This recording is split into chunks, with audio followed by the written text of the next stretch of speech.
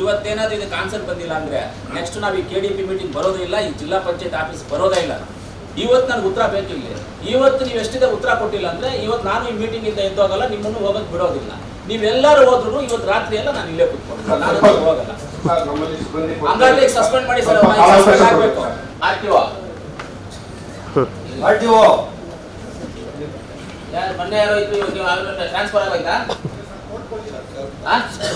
ನೀವ್ಯಾರು? ನೀನ್ ಯಾರಪ್ಪ?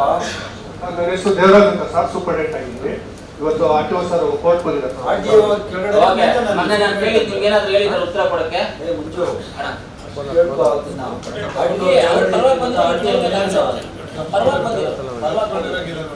ಅವ್ರ್ಯಾರು ತಪ್ಪಿಸ್ಕೊಂಡು ಹೋಗಿದ್ರೆ.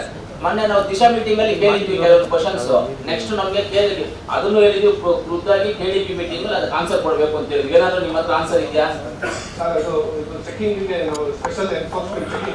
ನಾವು ಚೆಕಿಂಗ್ ಬಗ್ಗೆ ಕೇಳಿಲ್ಲ ನಿಮ್ಮನ್ನ. ಎಷ್ಟು ಬಸ್ಸುಗಳು ಆಂಧ್ರ ಪ್ರದೇಶದಿಂದ ಕೋಲಾರ ಜಿಲ್ಲೆಗೆ ಎಂಟ್ರಿ ಆಗ್ತವೆ, ರೂಟ್ ಮ್ಯಾಪ್ ಏನಾದ್ರು, ಅದ್ರದ್ದು ಲಾಸ್ಟ್ ಸ್ಟಾಪ್ ಯಾವುದು, ಯಾವ ರೂಟ್ ಮೇಲೆ ಹೋಗುತ್ತೆ. ಇವಾಗ ಬಸ್ ಕೆಟ್ಟೋದ್ರೆ ಇನ್ನೊಂದು ಬಸ್ ಆಲ್ಟರ್ನೇಟ್ ಬಸ್ಗೆ ಪರ್ಮಿಷನ್ ತಗೋಬೇಕು, ಬೋರ್ಡ್ ಹಾಕ್ಬೇಕು. ಅದನ್ನ ಮಾಡ್ತಾ ಇದ್ದೀರಾ. ಹೈವೇನಲ್ಲಿ ಓಡಾಡ್ತಾ ಇರೋ ಬಸ್ಸುಗಳು ಎಷ್ಟು, ಹೈವೇನಲ್ಲಿ ಇಲ್ಲಿಗಲ್ ಆಗಿ ಓಡಾಡ್ತಾ ಇರೋ ಬಸ್ಸುಗಳು ಎಷ್ಟು ಅಂತ ನಾವೆಲ್ಲ ಕೇಳಿದ್ವಿ ನಿಮ್ಮನ್ನ. ನಮ್ಮ ಹತ್ರ ಫೋಟೋ, ನಾವು ಹೈವೇನಲ್ಲಿ ಓಡಾಡ್ತೀವಲ್ಲ ಡೈಲಿ, ನಾವು ಫೋಟೋಸ್ ಇಟ್ಕೊಂಡಿದೀವಿ, ವಿಡಿಯೋಸ್ ಇಟ್ಕೊಂಡಿದೀವಿ, ನಮ್ಮ ಹತ್ರ ಇದೆ. ಇಲ್ಲ ಅಂತ ಹೇಳಿದ್ರೆ ನಾನು ಮೀಡಿಯಾ ಅವ್ರಿಗೆ ಹೋಗ್ಬಿಟ್ಟು ಎಲ್ಲ ಮೀಡಿಯಾ ಅವ್ರಿಗೆ ಕೊಡ್ತೀನಿ. ಇಲ್ಲ ತುಂಬಾ ಅನ್ಯಾಯ ಇವರು. ನಿನ್ನ ಹತ್ರ MLA ಸಾಹೇಬ್ ಕೇಳಿದ ಮಾಹಿತಿ ಇದೆಯಾ? ಈಗ ಮಾಹಿತಿ ಕಲೆ ಹಾಕೋದಕ್ಕೆ ಇದು ಸ್ಪೆಷಲ್ ಇದು ಸಿಬ್ಬಂದಿಗಳು ಬೇಕು ಅಂತ ಮೋಟರ್ ವೆಹಿಕಲ್ ಇನ್ಸ್ಪೆಕ್ಟರ್ ಸರ್, ನಮ್ಮ ಕಚೇರಿಯಲ್ಲಿ ಒಬ್ಬರೇ ಮೋಟರ್ ವೆಹಿಕಲ್ ಇನ್ಸ್ಪೆಕ್ಟರ್ ಕೆಲಸ ಮಾಡ್ತಾರೆ ಸರ್. ಬೇರೆ ಸ್ಟಾಫ್ ಎಷ್ಟು ಸರ್? ಬೇರೆ ಸ್ಟಾಫ್ ವೆಹಿಕಲ್ ಸ್ಟಾಫ್ 4 ಜನ ಇದೆ ಸರ್. ಒಬ್ಬರೇ ಮೋಟರ್ ವೆಹಿಕಲ್ ಇನ್ಸ್ಪೆಕ್ಟರ್ ಇರೋದ್ರಿಂದ ಸರ್ ನಮ್ಮಲ್ಲಿ ಅಲೋಕೇಶನ್ ಇದೆ ಸರ್. ಎಷ್ಟು ಎಲ್ಲೋದ್ರು ನಿಮ್ಮ ಆರ್ಟಿಒ ಸರ್? ನಿಮ್ಮ ಆರ್ಟಿಒ ಎಲ್ಲೋದ್ರು ಅಂತೆ ಸರ್? ಆರ್ಟಿಒ ಸರ್ ಇವತ್ತು ಚಿಂತಾಮಣಿಯಲ್ಲಿ ಕೋರ್ಟ್ ಇದೆ ಸರ್. ಏನ್ ಕೋರ್ಟು ಸರ್? ಸಮನ್ಸ್ ಬಂದಿದೆ ಎವಿಡೆನ್ಸ್ಗೆ. ಎಷ್ಟೊತ್ತಿಗೆ ಇತ್ತು ಸರ್? ಇವತ್ತು 11 ಗಂಟೆಗೆ ಹೋಗಿದೆ. ಎಷ್ಟೊತ್ತಿಗಿತ್ತು ಸರ್? ಇವತ್ತು ಬೆಳಿಗ್ಗೆ 10:30 11 ಗಂಟೆ ಕೋರ್ಟ್ ಸ್ಟಾರ್ಟ್ ಆಗಿದೆ. 3 ಗಂಟೆ ಆಯ್ತು, ಇಲ್ಲಿ ಬಂದಿಲ್ಲಲ್ಲ. ಚಿಂತಾಮಣಿ ಏನು ಪಾಕಿಸ್ತಾನದಲ್ಲಿ? ಚಿಂತಾಮಣಿ ಟು ಕೋಲಾರ ಬೇಕಾಗಿ. ಹಂಗಾರೆ ನನ್ನ ಪ್ರಕಾರ MLA ಕ್ವಶನ್ ಕೇಳ್ತಾನೆ ಅಂತ ನಿಮ್ಮವ್ರು ಬಂದಿಲ್ಲ. ಹಂಗಾದ್ರೆ ಇಲ್ಲ ಸರ್, ಸಮನ್ಸ್ ಬಂದಿದೆ. ಕೋರ್ಟಿಂದ ಸಮನ್ಸ್ ತೋರಿಸು. ಸಮನ್ಸ್ ತೋರಿಸು, ಸಮನ್ಸ್ ತೋರಿಸು. ಅಲ್ಲ, ನಿಮ್ಗೆ ಇವ್ರಿಗೆ ಏನು ಕ್ವಶನ್ ಕೇಳಿದ್ರು MLA ಅದು ತಗೊಂಬರೋಕೆ ನಿಮ್ಗೆಲ್ಲ ಆಗ್ಲಿಲ್ಲವಾ? ಇಲ್ಲ ಸರ್, ಮಾಹಿತಿ ಅದು STM ಪರ್ಮಿಟ್ ಇಶ್ಯೂ ಆಗುತ್ತೆ ಸರ್. ಎಷ್ಟು ದಿನ ಆಯ್ತು ಕೇಳಿ ಕ್ವಶನ್? ಸರ್ 10 ದಿನ. KDP ಮೀಟಿಂಗ್ ತಗೋಬರ್ಬೇಕು ಅಂತ ಹೇಳಿದ್ರಂತಲ್ಲ ಅವರು?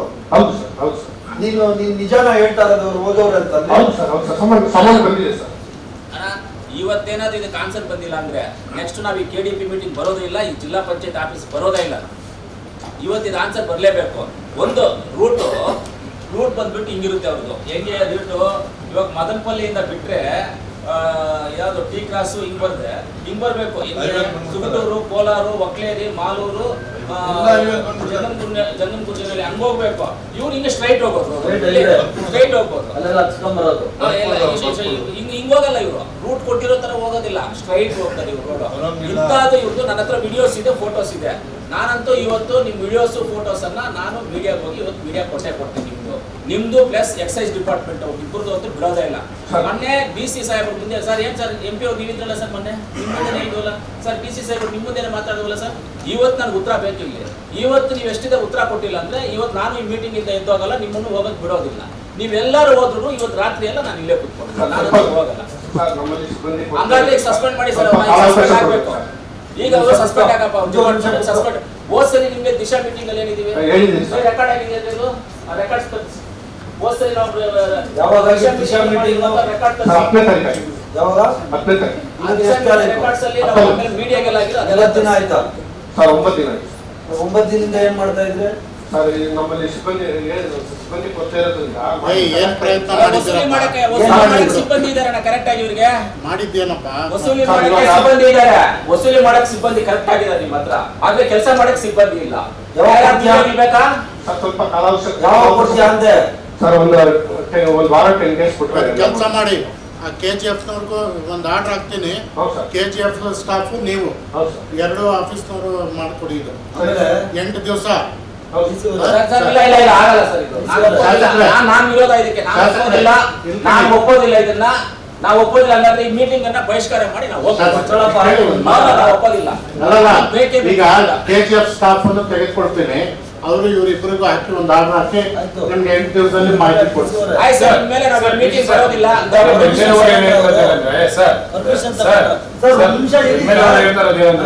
ಮಾತಾಡೋಕ್ ಕೂಡ ಆಯ್ತು, ಮಾತಾಡಕ್ಕೆ ಬಿಟ್ಟಿಲ್ಲ ಅಂದ್ರೆ ಒಂದ್ ನಿಮಿಷ ಇರಿ.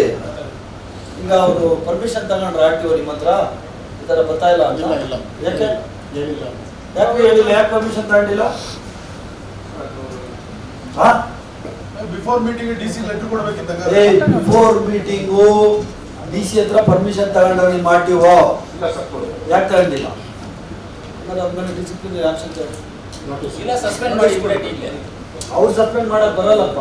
ಡಿಸಿಪ್ಲಿನರಿ ಆಕ್ಷನ್ ಡಿಸಿಪ್ಲಿನರಿ ಆಕ್ಷನ್ ಅಂದ್ರೆ ಇವ್ರು ಬರ್ತಾರೆ, ನೋಟಿಸ್ ಕೊಡ್ತಾರೆ, ಅವ್ನೇನು ಆನ್ಸರ್ ಕೊಡ್ತಾನೆ ಅದನ್ನ ಟ್ರಾನ್ಸ್ಪೋರ್ಟ್ ಮಿನಿಸ್ಟರ್ ಬರೆಯೋಣ, CM ಹತ್ರ ತಗೊಂಡವನ ಬಿಡು ಸಸ್ಪೆಂಡ್ ಮಾಡ್ತಾನ.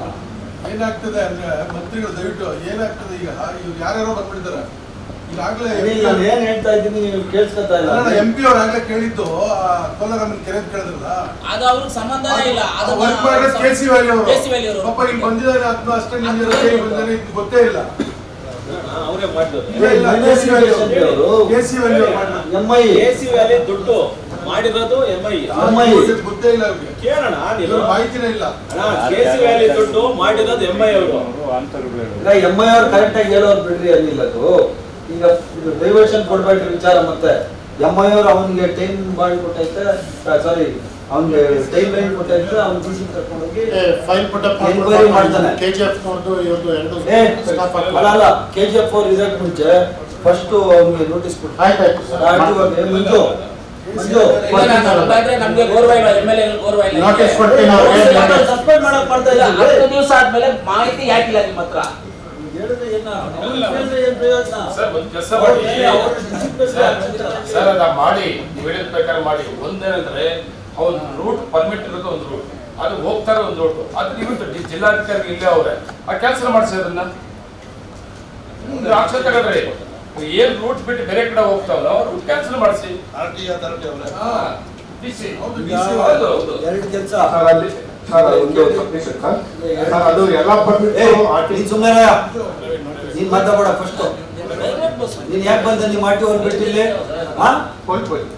ಕೋರ್ಟ್ ಹೋದ್ರೆ ಕೋರ್ಟ್ ಹಾಕೋಬೇಕಾಗಿತ್ತು. ನೆಕ್ಸ್ಟ್ ಮಾಹಿತಿ ತರಬೇಕಾಯ್ತಪ್ಪ.